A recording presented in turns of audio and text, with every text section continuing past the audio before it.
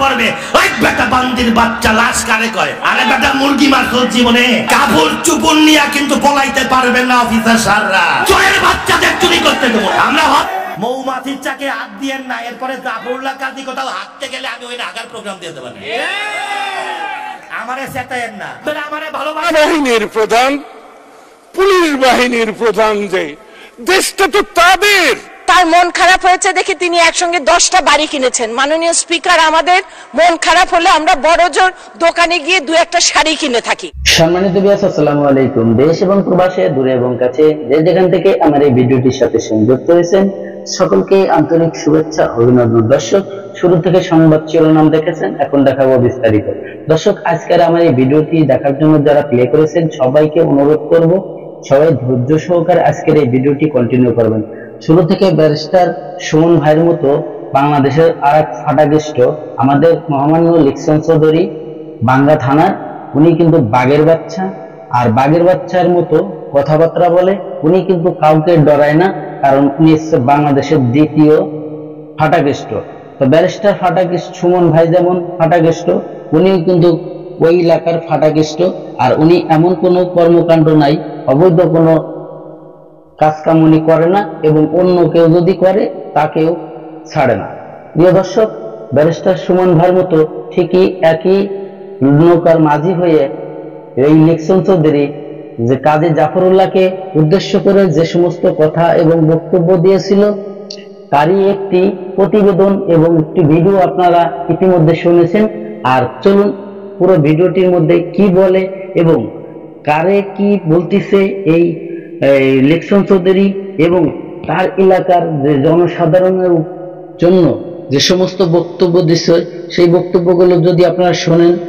তাহলে আশ্চর্য হয়ে যাবেন যে একজন মানুষ কিভাবে এ ধরনের কথা বলতে পারে তো চলুন আমরা সেই ভিডিওটি দেখি আরে একটা কয় লাশ পড়বে ওই বেটা বান্দির বাচ্চা লাশ কারে কয় আরে বেটা মুরগি মারছস জীবনে কাপড় চুপড় নিয়া কিন্তু পলাইতে পারবে না অফিসার সাররা চোরের বাচ্চাদের চুরি করতে দেব আমরা হরতাল দেব এগুলোর বিপক্ষে জনগণ দীর্ঘদিন ধরে আন্দোলন করে তারপরে কিন্তু আমাকে এখানকার নির্বাচিত সংসদ সদস্য বানাইছে আজকে যখন আমরা দলীয়ভাবে আইন শৃঙ্খলা এই দুর্নীতির বিরুদ্ধে আমরা সবাইকে সজাগ করছি তখন দেখতে পাচ্ছি যে ডাকাত হিসাবে দুইজন লোক ডাকাতি করতে ভাঙ্গায় আসছেন মনে করছেন যে ডাকাতি করে চলে যাবেন আর ভাঙ্গার মানুষ বসে থাকবে আমি লিকসন চৌধুরী জীবিত থাকতে ওই ডাকাতদের ডাকাতি করা যাইতে দিব না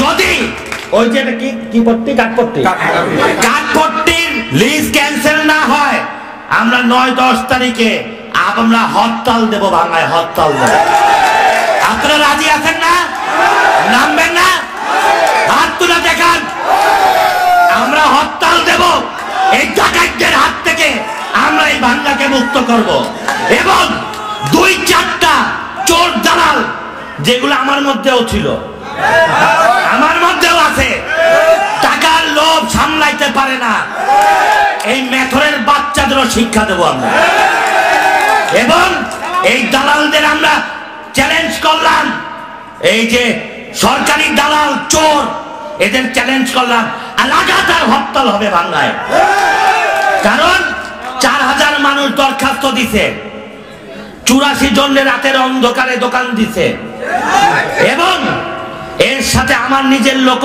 2-1টা চোর দালাল জড়িত আছে এই চোর দালালদের আমরা প্রত্যাখ্যান করছি এদের আর আমরা আমাদের বাড়িতে আমাদের সাথে আমাদের মঞ্চে আর জায়গা দেওয়া হবে না এবং আমরা যদি এখানে এই কাঠপট্টির দোকান নিয়ে আর কোন ষড়যন্ত্র হয় বা এখানে দোকান করতে চায় আপনারা ভাঙ্গার মানুষ একত্রিত হইয়া এমন দাবড় দেবেন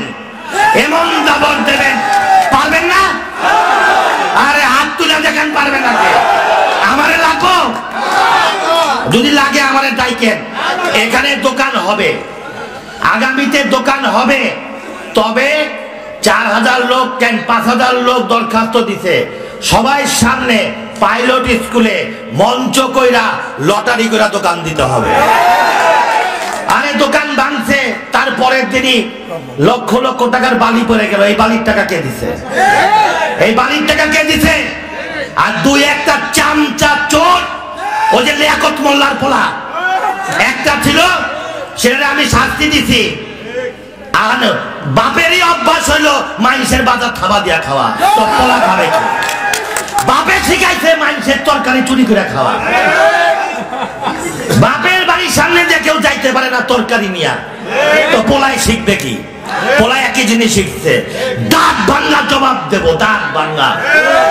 আরে বড় বেড়াই পারলো না, আরে কানা ঘোড়া কয় যে আধু বন্ধু কানা ঘোড়া কয়, আরে একটা কয় লাশ পড়বে। ওই বেটা বান্দির বাচ্চা, লাশ কারে কয়? ওই বেটা ওই যে ইসমাইল, ওই বলে লাশ ফালাবে। আরে বেটা মুরগি মারছ জীবনে, মুরগি জমা দিত, বেটা তুই লাশ ফালাবি? আমি বলে যাচ্ছি, হুকুম দিচ্ছি, এই চোরের বাচ্চাদের, যারা সরকারি চোরদের সাথে হাত মিলাইছে, আরে বেটারা বুঝতেছে না মাইন্সের কাছে টাকা নিতে। আরে এই সরকারি চোরা তো কালকে বদলিয়ে যাইব, মাল ফেরত পাবি কই? ফেরত পাবি কই গাধা? তাই ওই মার্কেট তো দূরের কথা, এক কোদাল মাটি হাঁটলে বা যদি কোনো দুর্নীতি হয়, এইবার আমি নিজে নামবো, আমি নিজে নামবো, দেখি বাংলাদেশে কোন বেড়া আছে আমার টাকায়।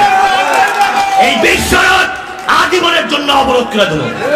মামলা খাইলে আমি খাবো, জেল খাটলে আমি খাটবো, কিন্তু দুর্নীতি করতে দেবো না, চুরি করতে দেবো না, ওই চোরের বাচ্চাদের চুরি করতে দেবো না, ওই ডাকাতের বাচ্চাদের ডাকাতি করতে দেবো না। আপনারা আছেন না? লক্ষ লক্ষ লোক রাস্তায় নামাবো, ওই চোরের বাচ্চারা বাংলার মাটির টিকা চুরি কইরা দালালি কইরা রাতের অন্ধকারে দোকান দেবে, আর আমরা আঙ্গুল চুষবো। সাংবাদিক, রাজনীতিবিদ যারা আছে, ভিডিও ক্লিপটা দেখেছেন, আশা করি আপনাদের অনেকেরই ভালো লেগেছে। আর যদি আপনাদের ভালো লেগে থাকে, অবশ্যই আপনার মূল্যবান মতামত কমেন্ট বক্সে কমেন্ট করে জানাবেন। দর্শক, এখন আপনাদেরকে আরেকটি ভিডিও শেয়ার করব। সেই ভিডিওটি হচ্ছে আমাদের সংসদ সদস্য কারানা হালিম এবং আমাদের আরেক সংসদ সদস্য জিএম কাদেরের চাচা, উনি লতিফ সিদ্দিকী। এই লতিফ সিদ্দিকী সংসদে দাঁড়িয়ে দুর্নীতির বিপক্ষে অর্থাৎ বেনজিরকে উদ্দেশ্য করে, সাবেক পুলিশ কর্মকর্তা বেনজির আহমেদকে উদ্দেশ্য করে যে সমস্ত দুর্নীতিবাজ আছে বাংলাদেশে, উনি কিন্তু প্রত্যেকেরই বাস দিয়ে দিছে এবং প্রত্যেকে বলে দিছে যে আপনারা যদি কেউ দুর্নীতি করেন, কালো টাকাকে সাদা বানাতে চেষ্টা করেন, তাহলে আপনাদেরকে ছাড়া হবে না, অবশ্যই আপনারা ধরা দিয়ে বসেন, আইনের জালে আটকায় ফেলানো হবে আপনাদেরকে বেনজির আহমেদের মতো। দর্শক, এই বেনজিরের মতো অনেক লোক, অনেক বেনজির আছে বাংলাদেশে এখনো ধরা ছোঁয়ার বাইরে। ঠিক এই কথাটাও কারানা হালিম বলতেছে। কারানা হালিম এ কথাও বলতেছে যে আমাদের মন খারাপ হলে বড় জোর আমরা দোকানে যাই একটি শাড়ি কিনি, আর আপনার মন খারাপ হয়েছে দেখে আপনি কানাডাতে 10টা বাড়ি কিনেছেন, বিদেশে বিভিন্ন দেশে আপনারা 10টা বাড়ি কিনেছেন। কি পরিমাণ দুর্নীতি করলে, কি পরিমাণে টাকা ইনকাম করলে, অবৈধভাবে টাকা ইনকাম করলে এ সমস্ত কাজ কাম করা যায়। আপনারা ইতিমধ্যে হয়তো সোশ্যাল মিডিয়াতে দেখেছেন যে বেনজির আহমেদের সর্বনিম্ন যে আয় ছিল 36 বছরের 1,96,96,00,000 টাকা। তো তারপরে উনি 1400-1500 একর জায়গা এক দাগে কিনেছে শুধুমাত্র গোপালগঞ্জের ভিতরেই। আর চলুন, আমি বেশি কথা বাড়াবো না, বাস্তবতার জিনিস দেখি, বেশি কথা বাড়াবো না, চলুন আগে সেই ভিডিওটি দেখি। সেনাবাহিনীর প্রধান, পুলিশ বাহিনীর প্রধান, যে দেশটা তো তাদের। তার মন খারাপ হয়েছে দেখে তিনি একসঙ্গে 10টা বাড়ি কিনেছেন। মাননীয় স্পিকার, আমাদের মন খারাপ হলে আমরা বড় জোর দোকানে গিয়ে 2-1টা শাড়ি কিনে থাকি। প্রিয় দর্শক, ধৈর্য সহকারে যারা আমার এই ভিডিও ক্লিপটা দেখেছেন, আর হয়তোবা আপনাদের ভালো লেগেছে, আর যদি ভালো লেগে থাকে অবশ্যই আপনার মূল্যবান মতামত কমেন্ট বক্সে কমেন্ট করে জানাবেন। এবং ভিডিওটি যদি ভালো লাগে, চ্যানেলটিকে যদি সাবস্ক্রাইব করতে মন চায়, অবশ্যই সাবস্ক্রাইব করে রাখবেন পরবর্তী ভিডিও পাওয়ার জন্য। দর্শক, আজকের মতো ভিডিও থেকে বিদায় নেব। সবাই ভালো থাকবেন, সুস্থ থাকবেন, আল্লাহ হাফেজ।